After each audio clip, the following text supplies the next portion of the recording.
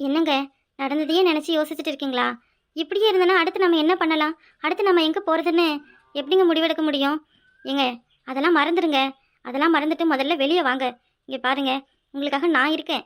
உங்க கூட எப்பவும் நான் இருப்பேன். உங்களால முடியாத காரியம் ஒன்றும் கிடையாதுங்க. நீங்க நினைச்சீங்கன்னா எது வேணா செய்ய முடியும். இப்ப என்ன ஆச்சு? உங்ககிட்ட இருக்க சொத்தை கொடுத்துட்டீங்க, அவ்வளவுதானே? சொத்து இல்லைன்னா என்னங்க? ஏன் குடிசை வீட்டுல உங்களால வாழ முடியாதா? இல்ல கூலி வேலை செஞ்சு என்னை காப்பாற்ற முடியாதா? சொல்லுங்க. அதை பத்திலாம் நான் யோசிக்கலடி. நான் யோசிக்கிறதே வேற விஷயம். சொத்து அது போனா போகட்ட விடு, அதை பத்தி எனக்கு கவலை கிடையாது. ம் இல்லடி, அந்த ஸ்ரேயாவுக்கு இருக்கிற அறிவு நமக்கு ஏன்டி இல்ல?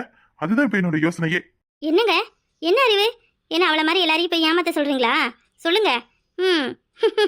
அவளை நானும் பிரிஞ்சு 6 மாசம் ஆச்சு. 6 மாசத்துக்கு பிறகு நான் பிரெக்னெண்டா இருக்கேன்னு சொல்லி நாடகம் நடிச்சு ஊர் உலகத்தையே நம்ம வச்சு ஏமாத்திட்டான். ஆனா நீ இந்த 6 மாசமா அப்படி எதுவுமே சொல்லலையே.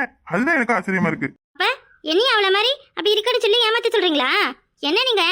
நான் உனக்கு ஏமாத்த சொல்லலடி, உண்மையா ஆக சொல்றேன். உனக்கு ஏன் அந்த ஐடியா இன்னும் வரல? என்ன காலம் முழுக்க இப்படியே இருக்கலாம்னு முடிவு பண்ணிட்டியா? சொல்லுடி. ஒருத்தருக்கு எழுந்து உட்காரவே முடியலையாம். ஆனா அவருக்கு 9 பொண்டாட்டி கேக்குதான். இப்ப நம்ம இருக்கிற நிலைமையில இது வேறையா? அதெல்லாம் இப்ப எதுவும் தேவையில்ல. கொஞ்ச நாள் போகட்டும். கொஞ்ச நாள் என்ன, 2 வருஷம் ஆகணும். நானும் காலேஜ் முடிக்கணும். அப்புறம் நீங்களும் இந்த நல்ல நிலைமைக்கு வரணும். எங்க அந்த சிபி ஆதித்யாவை மட்டும் சும்மாவே விடாதீங்க. உனக்கு இருக்க கோவத்தை பார்த்தா அவனை வெட்டாம விட மாட்டே போல. விடு விடு, இல ரத்தம் அப்படித்தான் சூடா இருப்பான். கொஞ்ச நாள் போச்சுன்னா தானா அடக்கிடுவான். விடுடி. அதனால அவன் வேலையெல்லாம் அவன் திபரெல்லாம் கொண்டு வந்து நம்ம கிட்ட காமிப்பானா? அதுக்கெல்லாம் நம்ம ஆளு கிடையாது. நீங்க வேணா சும்மா வாயை மூடிக்கிட்டு இருங்க. என்னெல்லாம் அப்படி இருக்க முடியாதுங்க. நேத்தி அவன் பேசுனதுக்கு பலர் பலர்னு 4 அரை அரைஞ்சிருப்பேன். சே, அவனை என்னங்க ஜென்மா? வீட்டுக்கு வந்த பிறகு அவனை அவ்வளவு அசிங்கப்படுத்தி அனுப்புனேன். ஆனா அதையும் மறந்துட்டு பாத்தீங்களா எப்படி இந்த ஸ்ரேயா கூட நல்ல பல்ல காட்டி காட்டி பேசினா பாருங்க. அதுக்கே அண்ணனா அண்ணன். அவனை என்ன கேட்ட? நீ என்ன பேசுற? அப்படியே கதையை மாத்திட்ட பாத்தியா? தெரிய முட்டி உன்னைய பத்தி எனக்கு. இந்த பாருட்டி, இனிமேலும் உன்னைய சும்மா விட போறது கிடையாது. சீக்கிரத்துல உன்னைய என்ன ஆக்கணுமோ அதை ஆக்குறனா இல்லையன்னு பாரு. என்ன பேச்செல்லாம் ஒரு தினிசா இருக்கு? கொஞ்சமாவது கவலை இருக்கா உனக்கு? இல்ல தெரியாம தான் கேக்குறேன். இவ்வளோ நாளா கஷ்டப்பட்டு தனியாளா நின்று சம்பாரிச்சு சேர்த்து வச்ச சொத்து, கம்பெனி, ஸ்கூலு, காலேஜ், மற்ற ப்ராப்பர்ட்டி எல்லாத்தையும் ஒரு பொண்ணுகிட்ட இந்தாடி வச்சுக்கொண்டு எழுதி கொடுத்துட்டு வந்துட்டு பாத்தியா? என்ன என்னங்கிற? நீ எது செஞ்சாலும் அப்படியே நான் உன்னை ஏத்துக்குவானே. உனக்கு ரொம்ப திமிருடா. என்னடி மரியாதை இல்லாத பேசுற திடீர்னு? உனக்காக தானடி இப்படி எல்லாம் பண்ண? ஐயோ மக்கு மக்கு. ஆமா, எனக்காக பண்ணாரு இவரு. அப்படியே வாரி வழங்குற வள்ளல்ல நீங்க தூக்கி கொடுத்துட்டு வர்றது நான் பார்த்துட்டு அப்படியே ஐயோ இப்படி ஒரு புருஷனா நமக்கு கை தட்டி சிரிக்க. இப்ப என்ன உனக்கு என்ன பிரச்சனை? சொத்தெல்லாம் அவகிட்ட கொடுத்துட்டோம் அதானே? இப்படி பாரு, காலை முழுக்க நீ சொகுசாவே இருக்கலாம். அப்படியெல்லாம் நீ எதுவும் கவலைப்படாத, ஓகேவா? உன் புருஷன் ஒன்னும் முட்டாள் இல்லடி, அவ கேட்டதும் தூக்கி கொடுக்கறதுக்கு. நேத்தியா அப்படி சொன்னீங்களா? நல்லா யோசிச்சு பாரு, நான் அவகிட்ட என்ன சொன்னேனே? என்ன சொன்னீங்க? என் சொத்து எல்லாமே உங்ககிட்ட கொடுத்தாருன்னு சொன்னீங்க. வேற என்ன சொன்னீங்க? அதுக்கு பிறகு நீ என்கிட்ட ஏங்க அப்படி எல்லாம் பண்றீங்கன்னு கேட்டதுக்கு நான் உங்ககிட்ட என்ன பதில் சொன்னேன் அதை சொல்லு. நான் கேட்டதுக்கு என்ன சொன்னீங்க? நீ தான் என் சொத்துன்னு சொல்லி சமாளிச்சிட்டீங்க. வேற என்ன? நானும் அப்படியே 5 கிலோ ஐஸ் கட்டையை தலையில தூக்கி வச்ச மாதிரி ஈன்னு பல கட்டிட்டு வந்துட்டேன். மறுபடியும் அதை சொல்லுட்டி, அங்கதான் இருக்கு ட்விஸ்ட். நான் தான் உங்க சொத்துன்னு சொன்னீங்க. வேற ஒன்றும் சொல்லலையே ட்விஸ்ட் அடிக்கிற மாதிரி எல்லாம். புரியுதா? நீ தான் என் சொத்து. இங்க பார், ஸ்ரேயா முதல்ல இப்படி ஒரு பிரச்சனையை ஆரம்பிக்கும் போதே நான் அட்வொகேட்ட சொல்லி எல்லாத்தையும் உன் பேருக்கு மாத்திட்டேன். நம்ம வீடு, நம்ம கம்பெனி, நம்ம ஆஃபீஸ், அப்புறம் நம்ம ஸ்கூல், காலேஜ் எல்லாமே உன் பேர்லயும் அப்புறம் அங்கிளோட பேர்லயும் தான் இருக்கு. எனக்கு எதுவுமே சொந்தம் கிடையாது. அப்புறம் என் சொத்து யாரு? நீ தானே. பாவி, இவ்வளவு பெரிய தில்லாலங்கறியா நீ? ஊம குசும்ப மாதிரி இருந்துகிட்டு பொல்லாத வேலையெல்லாம் செய்யறியே. ஓய், நீ பாரு, நல்லா கேட்டுக்கோ. நமக்குன்னு ஒரு குழந்தை வந்துருச்சுன்னா நம்மளை யாராலையும் பிரிக்க முடியாது. இப்போ நாம 2 பேரும் இருக்கிறதால தானே எல்லாரும் நம்ம கிட்ட பிரச்சனை பண்றாங்க. ஆடி சீக்கிரம் குழந்தை பெற்றுக்கலாம். ஏங்க, நம்ம நினைக்கிறப்பெல்லாம் குழந்தை பெற்றுக்க முடியாதுங்க. குழந்தைலாம் பிறக்கிறதுக்கு 10 மாசம் வெயிட் பண்ணணும். என்ன, அதுக்கு முதல்ல ரெடி பண்ணணும். அதுதான் செய்யலாம்.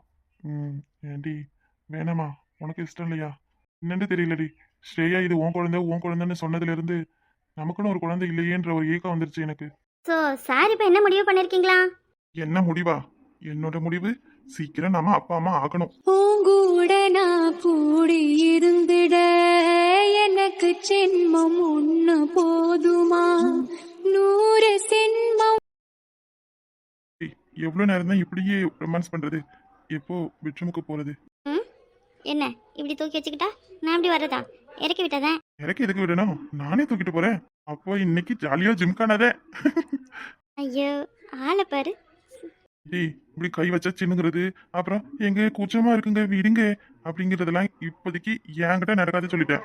ஜம்மாட்டம், நாணம், பகிர்ப்பு எல்லாத்தையும் தூக்கி மூட்டை கட்டி வீட்டை விட்டு வெளியே துரத்திட்டு வா. இன்னைக்கு நம்ம 2 பேருக்கும் சிவராத்திரி தான். ஆ ரொம்ப பகல் கனவு காங்குறீங்க. எதுவும் நடக்காம போயிட போகுது. ஏண்டி என்ன நடக்காம எப்படி போவோம்? அதெல்லாம் முடியாது, இன்னைக்கு நடந்தே ஆகணும். ஹலோ, என்ன இன்னைக்கு தேதி என்னன்னு கொஞ்சம் பாருங்க. ஏன் இன்னைக்கு என்ன? இன்னைக்கு ஆகஸ்ட் 4. இன்னைக்கு என்ன டேட்? எதுவும் ஸ்பெஷல் டேவா? இல்லையே. எதுவும் ஸ்பெஷல் டே இல்லை, உங்கள் பொண்டாட்டியோட பீரியட்ஸ் டே. அதை கூட மறந்துட்டீங்க. மக்கு மக்கு இறக்கி விடுங்க. என்னடி இப்படி ஏமாத்திட்டேன்? அட பாவி, நான் கூட ஏதேதோ கனவு கண்டு வச்சிருந்தேனே.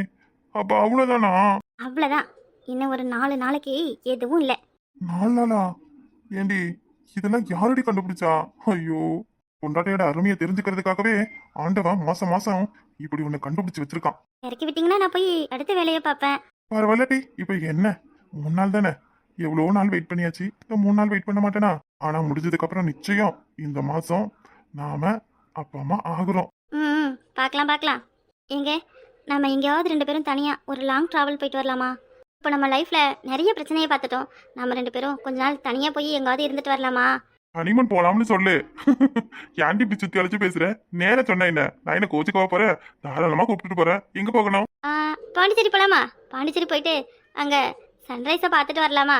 ஓ, தாராளமா போலாண்டி. எப்ப கிளம்பலாம்? இன்னைக்கு ஃபர்ஸ்ட் டே, அதனால ரொம்ப லாங் ட்ராவல்லாம் பண்ண முடியாது. நாளைக்கு போகலாமா? ஓகேடி, அப்போ 1 வீக்கு தேவையான திங்ஸ் பொருள் எல்லாத்தையும் நீ பேக் பண்ணி வச்சுக்கோ. என்ன அப்புறம் இன்னும் கொஞ்சம் எனக்கு ஒரு முக்கியமான வேலை இருக்கு. நான் போயிட்டு அட்வொகேட்டை பார்த்துட்டு வரணும். பார்த்துட்டு வரவா?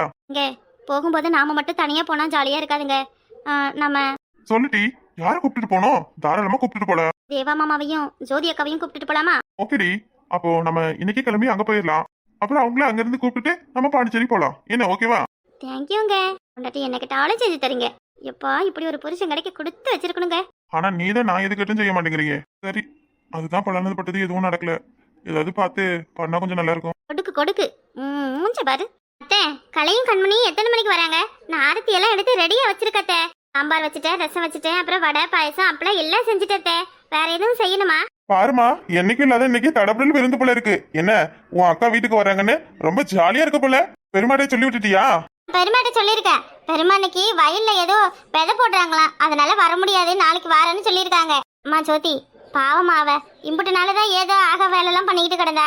இப்ப கொஞ்சம் மனசு மாதிரி திருந்தி நம்ம குடும்பமா சேர்ந்து வாழலாம்னு வாரா. அவ அப்படியே எதுவும் தேவையில்லாத பண்ணா நீதாம அனுசரிச்சு நடந்துக்கணும்.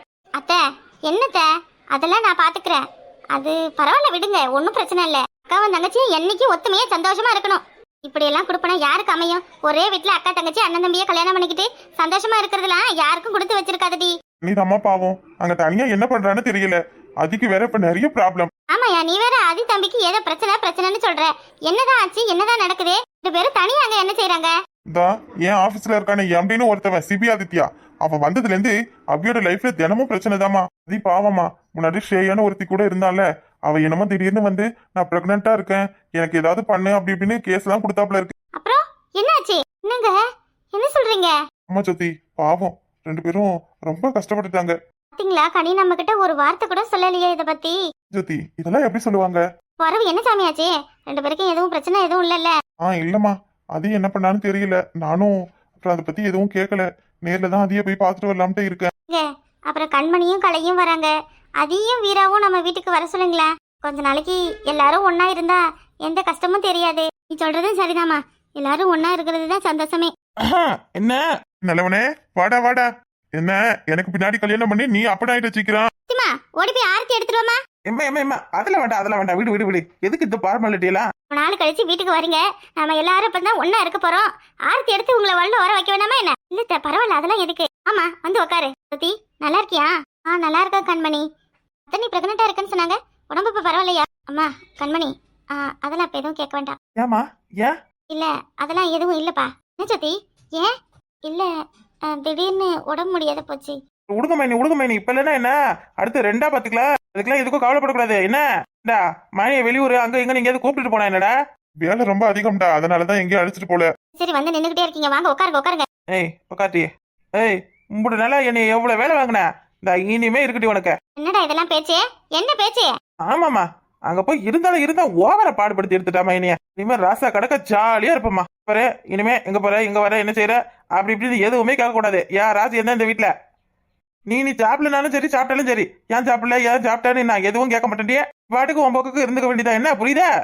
அத்தை பாருங்க அத்தை, அங்க கிடக்குறாமா. அவனுக்கு இந்த வீட்டுல சோறு கிடைக்குமா என்னன்னு தெரியல. வந்துட்டா இப்பதான். மருமவளை பாத்துக்க நாங்க இருக்கோம், உனக்கு என்னடா? பாடுறா, உள்ள தச்சியா வந்ததா அப்படியே எல்லாம் கட்சி மாறிட்டீங்க. தேவா, நாளை பின்ன உனக்கும் இதே நிலைமைதான். அதுக்கு காரணமா இருக்கிற நம்மளெல்லாம் யாரும் எதுவும் கவனிக்க மாட்டாங்க. ஆனா ஆகும்னா பொம்பளையில மட்டும் இப்படி தச்சியா இருக்கா, அது சாப்பிடணும் இது சாப்பிடணும் அப்படி இருக்கணும் இப்படி இருக்கணும்னு உழுந்து உழுந்து கவனிப்பாங்க. ஏய் என்னடா, அவங்க 10 மாசம் குழந்தைய வயித்துல சுமக்குறாங்க. ஆமா சுமத்துட்டாலும் சுமக்குறாலும் ஒரு ஆம்பளையும் தான் தொப்பைய 10 கிலோல வயித்துல சுமந்துக்கிட்டு இருக்கான். அவனுக்கு என்ன செய்யறாங்க எல்லாரும்? இதனால நீ இல்லாத இந்த வீடே வெறிச்சோடி போன மாதிரி இருந்தது. இப்ப நீ வந்த பிறகுதான் சந்தோஷமே வந்திருக்கு.